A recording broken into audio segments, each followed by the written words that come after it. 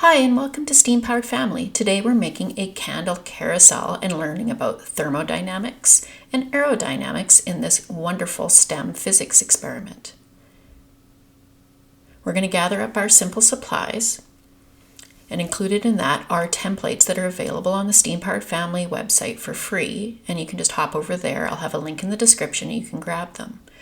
We've got 3 different rotor or windmill designs that you can print out. And we're going to start with the first one here. You want to cut it along all of the solid lines, and then we're going to be scoring and folding along the dotted lines. So it's very important that you print these on cardstock so they've got some stability that will allow you to do the scoring and folding and provide some structure to those windmills and rotors so that they'll spin very effectively. We're going to make a little hole with a pin in the middle and then put a skewer through there. And then we're going to do some folding. Now with this design, you're going to want to alternate your folds. So one up, one down. And that's the first one. We're going to come back and make the other designs in a little bit. First, we're going to build though the actual structure of our candle carousel. So we've got a square piece of cardboard that measures 12 centimeters by 12 centimeters. We're going to find the center and just poke very little hole. We don't want to go all the way through. This is a double walled cardboard for the square. So we're just going through the very top so the tip of our skewer will set in that little hole. We're going to take a bead and glue it into place over top of that hole. And you want to make sure the base of your bead is nice and flat. And we're going to center it right over that hole and glue it into place. Make sure that the skewer will sit in there and the point will go into that hole we made. And now we're going to set it aside and let that dry. We're going to trace the bottom of our toilet roll and then cut out a circle. And this is going to become a lid for the top of the roll. So there we go. That's how the lid's going to work. And we're going to be gluing that into place. But first we want to find the center of the lid. So we just take our ruler and make a line, make a little hole with a pin again, and then put the skewer through. And now we're going to glue it into place. There we go. Get it nicely centered. Perfect. And now let that dry upside down. That just helps it stay all together. And then we're going to put our skewer through, test to make sure everything's fitting nice and straight, and then we're going to trace so we can see exactly where it's going to sit on the base. And then we're going to grab our glue again and we're going to glue it into place.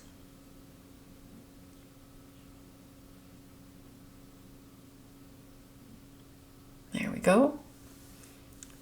Now we're going to trim the skewer to about 15 centimeters, and you want to do this so that you're leaving the pointy end of the skewer.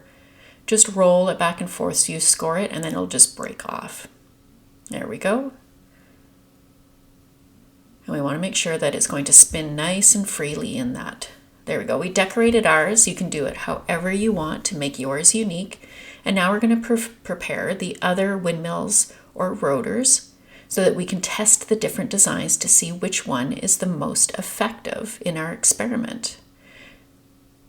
So again, we are scoring all the dotted lines. There we go, and making our hole right in the middle. Perfect.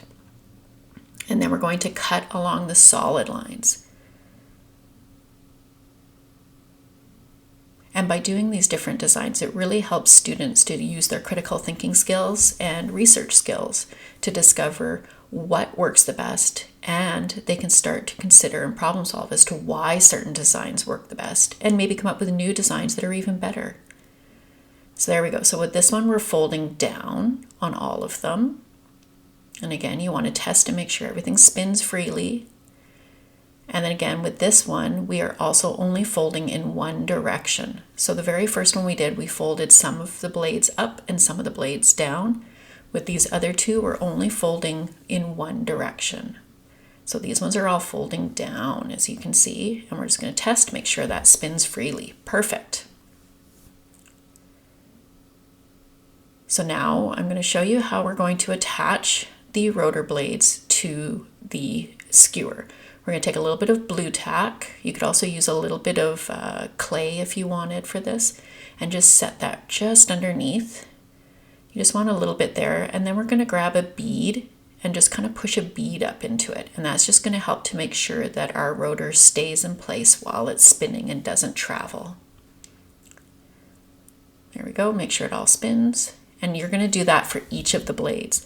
Now we're going to put our candles into place. Now it is very important that you never leave your students alone while you are lighting these candles and testing your candle carousels.